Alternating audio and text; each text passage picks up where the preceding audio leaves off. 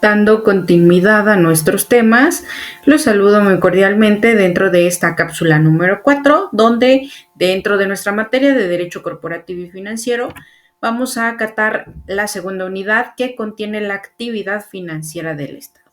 Y antes de entrar de lleno a estas cuestiones de la actividad financiera del Estado, vamos a contar con el concepto sobre lo que es un Estado, ¿no? Y el Estado lo vamos a definir como la forma de organización política que cuenta con un poder administrativo y soberano sobre una determinada zona geográfica. Es decir, es un ente político que nosotros reconocemos cuando existe un territorio reconocido. En este caso podremos hablar de el Estado mexicano. Y cada estado tiene ciertos elementos que nosotros debemos tener en cuenta, como son dentro de esta diapositiva para poder explicarlos de forma concreta, ¿no? El territorio, pues obviamente van a ser los límites donde se va a extender ese espacio geográfico. El pueblo son aquellos individuos que lo van a conformar, ¿no? Y hablando sobre las cuestiones del poder de un estado, en este caso, si estamos hablando de nuestro estado mexicano, los poderes del estado, pues están divididos en tres: el poder legislativo, encargado de elaborar las leyes que rigen el Estado; el poder ejecutivo, que es el encargado de administrar el Estado, es decir, que es un régimen presidencialista, y este poder recae en el presidente.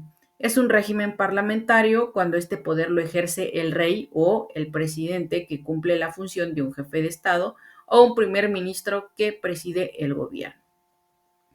Y como tercer punto tenemos al Poder Judicial, que es el encargado de administrar la justicia y hacer cumplir la ley.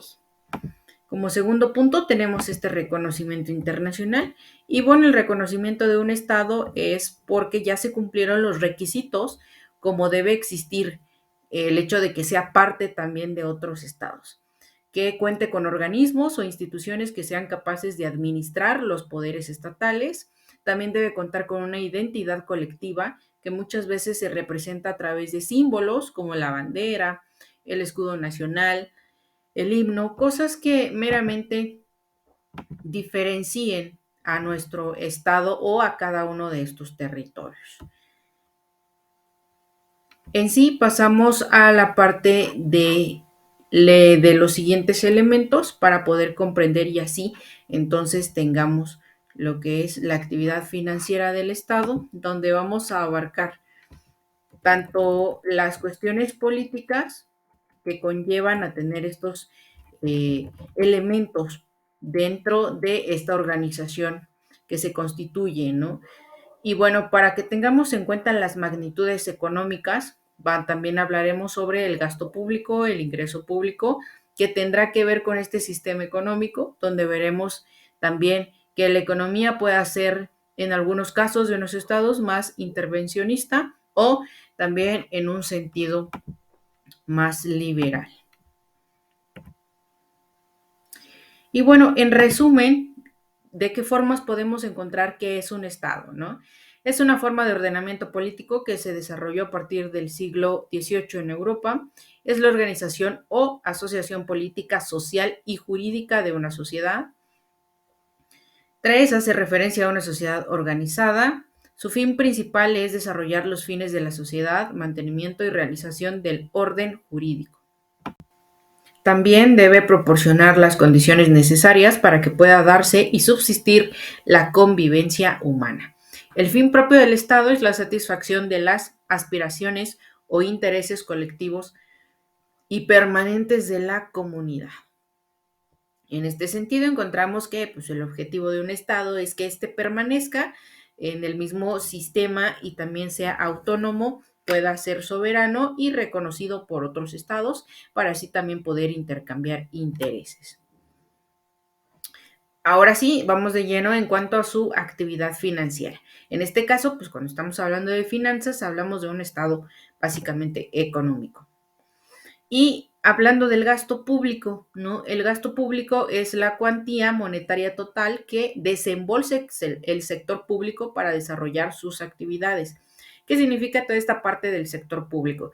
Todo lo que tenga que ver con nuestro Estado dentro de este orden jurídico y jerárquico pues significa que dentro de esta administración ya existen distintos medios para que el Estado se haga cargo de todas esas necesidades.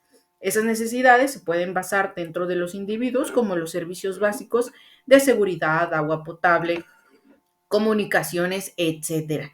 Y dentro de cada una de estas necesidades, el gasto público es lo que se pretende que dentro de este estado pues se lleve a cabo inversiones hacia este tipo de necesidades, como en algunos sectores donde puede necesitarse más de acuerdo a la población. Es la forma que el estado tiende a invertir su economía para su crecimiento. Ahora bien, el ingreso público, y esto es todo lo contrario al gasto público. El ingreso público, pues, es la cantidad total de recursos que recibe el sector público. Es decir, de qué forma sobrevive nuestro Estado, de qué forma mantiene sus finanzas activas para poder seguir interviniendo dentro de sus políticas públicas, es decir, dependiendo del tipo de gobierno también, se aplican distintas bases para las prestaciones de los servicios de su población. Y así podemos llegar a hablar de tipos de ingreso público. Y el ingreso público más popular que nosotros contamos en nuestro estado es esta sección de los tributos. Y bueno, se trata del tipo de ingreso más importante. Los tributos son los pagos que un estado puede exigir al individuo con determinados argumentos. Y estos argumentos nosotros los vamos a encontrar también en una base constitucional, donde vamos a basarnos dentro de varios principios. Por ejemplo, el principio que nosotros veremos a continuación, que es el principio de justicia tributaria. Y este principio de justicia tributaria, dentro de nuestra doctrina legal, también encontramos tanto principios formales como principios materiales, que vamos a ir desarrollando poco a poco dentro de del contenido, ¿no?, de nuestro marco jurídico para una mejor comprensión. Por lo tanto, vamos a resumir este sencillo principio de una forma más práctica y lo llamaremos como aquel principio que se predica del sistema tributario, que supone la prohibición de desigualdades entre los obligados tributarios y la igualdad de gravamen dentro de cada tributo.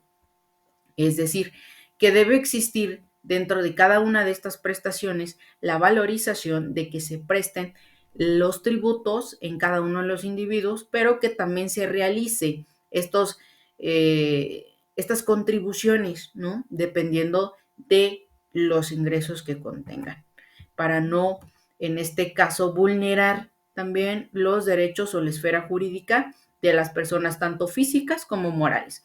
Recordemos que cada una de estas, dependiendo de la actividad que realice, van a tener que ser también sus compromisos tributarios. Y en este sentido me gustaría también compartirles de forma directa un concepto dentro de las investigaciones jurídicas de la UNAM sobre la actividad financiera del Estado. Y nos habla que de manera general la actividad del Estado está constituida por el conjunto de actos, operaciones y tareas que, conforme a la legislación positiva, debe de ejecutar para la realización de sus fines. En este amplio marco de referencia, la actividad financiera solo es una de las múltiples manifestaciones del querer hacer administrativo, que puede definirse como la actividad que desarrolla el Estado con el objeto de procurarse los medios necesarios para los gastos públicos destinados a la satisfacción de las necesidades públicas y en general a la realización de sus propios fines. Y en este sentido, pues recordemos que existen distintos planes y programas de acción que también se prestan en este mismo sistema del Estado.